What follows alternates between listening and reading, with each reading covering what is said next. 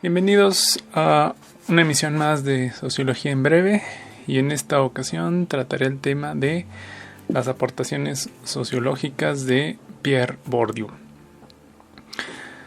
Bien, como ustedes pueden encontrar en distintas fuentes, en internet o textos, Pierre Bourdieu es un autor francés que vivió entre 1930 y el 2002 en Francia. Y en general su propuesta sociológica se conoce como estructuralismo genético o estructuralismo constructivista.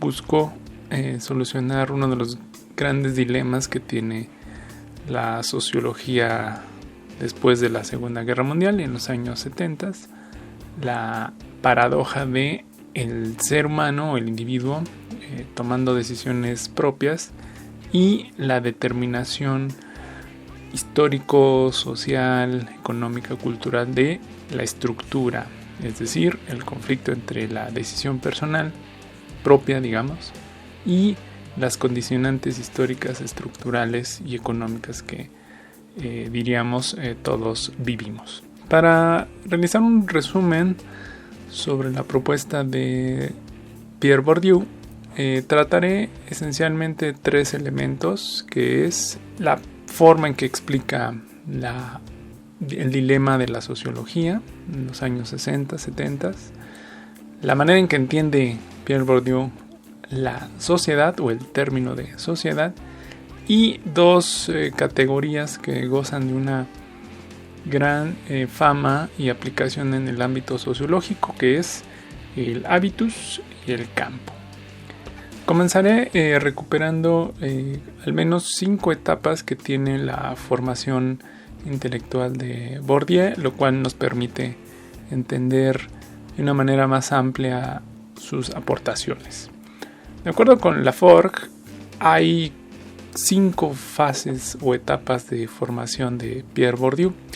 La primera es una formación filosófica en París, en la cual varios autores coinciden que dos principales guías intelectuales de Pierre Bourdieu fue Gaston Bachelard y Georges Kingelham. Ambos autores le orientaron a la formación filosófica y epistemológica, o sobre los fundamentos científicos de la ciencia social, y de los cuales Pierre Bourdieu retomó sus aportaciones y avanzó desde su perspectiva hacia el ámbito sociológico. Como sabemos, Pierre Bourdieu tiene una fuerte formación filosófica, pero que él decide trabajar en el ámbito sociológico, que tiene mayor aplicación y mayor intervención.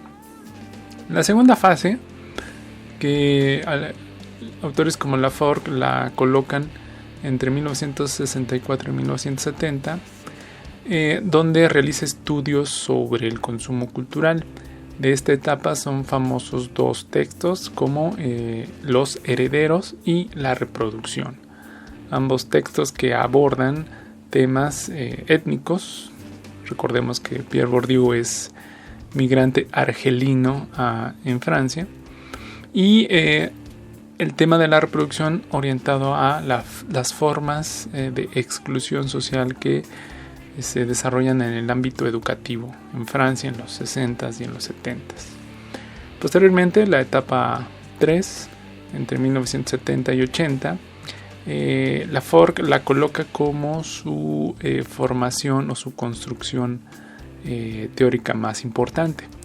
De esa etapa son famosos 2 textos que también gozan de una gran fama y aceptación en la sociología, que es La distinción y La teoría de la práctica. Ambos textos abordan el desarrollo conceptual y de aplicación de la sociología, y más adelante en este video platicaré 2 de los conceptos más importantes de esas obras, que son el hábitus y el campo.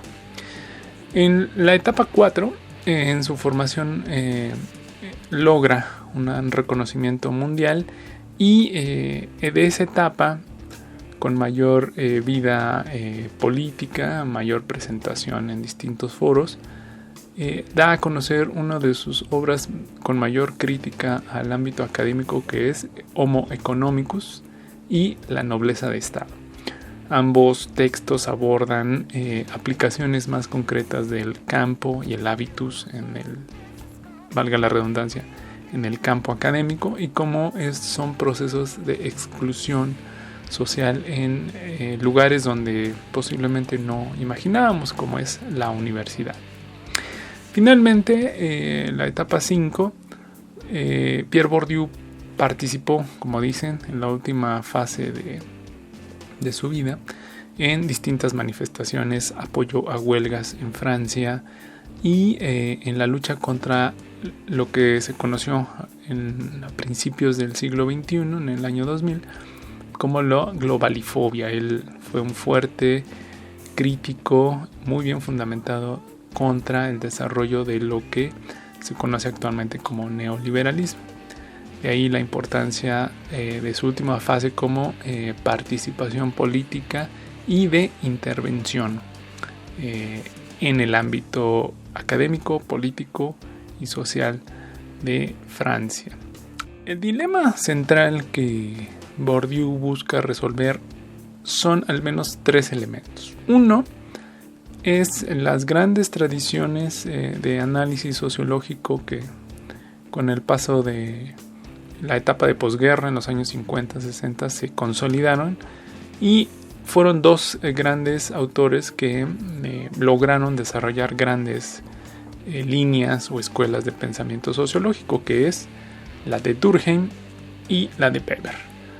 Rápidamente recordando, la aportación de Durkheim en el análisis estadístico sobre la estructura social, pues permitió hacer una gran cantidad de estudios donde se ha demostrado y se sigue aceptando que la estructura social económica determina gran parte de lo que realizan los individuos. No obstante, los sociólogos también reconocen las aportaciones de Max Weber, donde el tema interno, el tema exhaustivo o comprensivo de cómo es que los individuos viven los procesos sociales también es muy importante. Pierre Bourdieu considera que ese conflicto entre quienes defienden la estructura versus quienes defienden la perspectiva interna o del individuo, para él le resulta una discusión estéril, es decir, no lleva a ningún lado, porque ambas son generadoras de sí mismas, es decir, no hay estructura sin agente y no hay agente sin estructura, dirá Pierre Bourdieu. Y por último, lo más interesante de esta dicotomía o de este conflicto entre estructura e individuo, Pierre Bourdieu propone que la única manera de solucionar y analizar de mejor manera este conflicto es a través de la intervención sociológica. Para Pierre Bourdieu, cualquier análisis sociológico que realicemos es esencialmente una intervención, una participación política, social, dentro de algún conflicto o problema social que exista. De ahí que él haya participado en uno de sus textos también muy famosos, que es sobre la televisión, en la cual él realiza críticas muy atinadas sobre el uso de la televisión como medio de difusión de verdades que no son del todo ciertas y que distorsiona mucho el entendimiento de las personas. Pierre Bourdieu entiende la sociedad como una especie de mapa. De acuerdo con Laforgue, la sociedad para Pierre Bourdieu es un mapa en el cual los agentes o los individuos están inmersos en coordenadas. Esas coordenadas están determinadas por al menos 2 elementos. Uno que le llama Pierre Bourdieu capitales globales y el otro que le llama capitales específicos. En otras palabras, la sociedad para Pierre Bourdieu es también una especie de tablero en el cual los individuos, los agentes, participan, pero no participan de forma igual. Es decir, nadie participa en condiciones iguales contra nadie más. De ahí que la sociedad sea esencialmente un lugar de conflicto, por un lado, aunque también como un lugar de, como llama Pierre Bourdieu, un espacio social en el cual se despliegan distintas herramientas o formas para ganar lugares en dicho espacio social o sociedad. Ahora bien, dentro de ese espacio social, Pierre Bourdieu desarrolla, principalmente en sus obras como la teoría de la práctica, la distinción y la reproducción, dos famosos conceptos que a la fecha continúan siendo estudiados, aplicados y analizados. El primer concepto más famoso de Pierre Bourdieu es el término de hábitus. Originalmente el término de hábitus viene de la tradición filosófica y lo utiliza Norbert Elias, otro reconocido sociólogo, pero Pierre Bourdieu le da una orientación muy particular al término de hábitus. Esencialmente, el hábitus son patrones duraderos de pensamiento, esquemas mentales o formas de pensar que dan forma y al mismo tiempo manifiestan las estructuras sociales de gustos, de decisiones personales y de formas o estructuras sociales. Para Pierre Bourdieu, el hábitus es una práctica cotidiana, recurrente, pero que también está asociado a las prácticas cotidianas o a la práctica social. De ahí que Pierre Bourdieu indique que la práctica social es consciente, pero al mismo tiempo es no intencional. En otras palabras, el hábitus manifiesta la manera en que estamos viviendo nuestras estructuras sociales y nuestras formas de construir el individuo en un tablero social o en un mapa social llamado sociedad. El hábitus, reitera Pierre Bourdieu, manifiesta estructuras estructurantes que se construyen en la vida cotidiana. Las decisiones más íntimas, digamos, o más individuales de una persona están asociadas a hábitus. Y viceversa, esos hábitus manifiestan también estructuras sociales y económicas en las cuales el individuo está inmerso. Por otro lado, el campo, como ya lo ha mencionado Pierre Bourdieu, la sociedad es una especie de mapa o tablero. El campo es una red de relaciones que entrelazan posiciones jerárquicas. En otras palabras, el campo son momentos o procesos y también situaciones sociales muy específicas. Por ejemplo, la religión, el partido político, el deporte, o bien temas muy específicos como en el campo del deporte, como el box, el fútbol, soccer, entre otros. El campo es un conjunto de reglas y un conjunto de formas de participar en dicho campo que requieren que el individuo que participa en dicho campo tenga o no una jerarquía. Es decir, si alguien decide participar en algún campo, por ejemplo el campo religioso, no iniciará en una posición elevada porque dependerá, comentará Pierre Bourdieu, dependerá de 3 variables para que pueda participar en campos elevados o no, que es el capital social, el capital cultural o bien el capital económico. Eso quiere decir, desde la perspectiva de Pierre Bourdieu, que la persona, el agente, realizará sus participaciones en el campo y se posicionará dependiendo el tipo o el capital social que tenga, es decir, capital social, qué personas conoce que lo orienten dentro de algún campo, el capital cultural que tanto conoce de dicho campo a través del dominio de algún tema, o como señala Pierre Bourdieu, a través del dominio y la credencialización o títulos que indiquen que conoce y es una persona destacada en algún campo religioso, deportivo, entre otros. O bien económico, es decir, que tanto muestra capital de dinero, propiedades, marcas o vestimenta que use en algún terreno.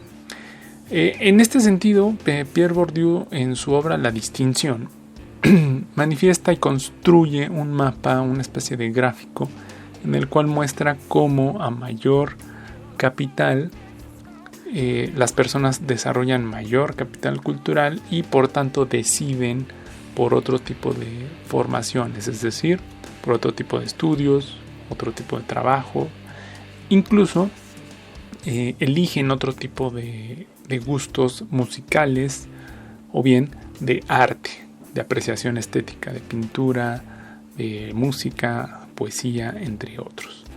De ahí que Pierre Bourdieu demuestre estadísticamente cómo las personas con mayor formación económico o política, cultural y social eligen otro tipo de gustos, a diferencia de otros grupos como los obreros o los artesanos con menor formación cultural, por tanto muchas veces con menor capital económico, eligen por otro tipo de gustos, música más, como decimos, popular, comida con mayor en mayor cantidad o con mayor contenido calórico, a diferencia de grupos económicamente más elevados que eligen por otro tipo de alimentos, digamos, refinados. En síntesis, como podemos ver, el hábitus y el campo ayudan al sociólogo a explicar cómo es que las personas mantienen su participación en algún campo y cómo es que tienen que internalizar ciertas reglas para participar en dicho campo. Es decir, las personas que participan en un campo provienen y tienen ya un hábitus, una forma de pensar, al tiempo que cuando una persona participa en un campo requiere adquirir y dominar una cierta forma de pensar y de comportarse que Bourdieu también llama el hábitus. En síntesis, hábitus y campo van siempre unidos en distintas situaciones sociales y las personas tendrán que negociar, como dice Pierre Bourdieu, si continúan o no con ciertos hábitos en ciertos campos. Hay un término interesante en esta perspectiva de Pierre Bourdieu que nombra histeresis. La histeresis esencialmente es un proceso en el cual una persona que participa en un campo y en la cual le es obligado llevar a cabo un cierto tipo de hábitos, no puede llevarlo o decide no llevarlo. Por colocar un ejemplo, si una persona estudia en una escuela militarizada y la lógica de educación y de trabajo en dicha escuela militarizada no la acepta, es decir, su forma de ver la vida no es tan rígida, o en ese momento de su biografía no puede verla tan rígida y tan disciplinada, caerá en un proceso de histeresis que implica un choque emocional y cultural con dicha institución. Dirá la persona: ¿por qué tanta disciplina y tanta violencia de educación si la vida no es así? Y la persona tendrá que decidir si continúa viviendo dicha educación militarizada con una lógica y hábitos o tipo de forma de ver la vida obligado, o se retira de dicha institución. El hábitus y el campo, reitero, son procesos que siempre convergen y confluyen en distintas situaciones sociales y que permite al sociólogo explicar los diversos procesos de exclusión social, de conflicto social, de problemas sociales, de acceso a bienes culturales como educación, participación en los museos o participación política también. De ahí que la riqueza y la aplicación de la propuesta de Pierre Bourdieu sea muy amplia y esté llena de críticos, por supuesto, pero también llena de personas que recuperan esta teoría y la aplican en distintos temas sociales. Bien, hasta aquí mis comentarios sobre la aportación de Pierre Bourdieu. Agradezco mucho la atención y no olviden compartir. Hasta la próxima.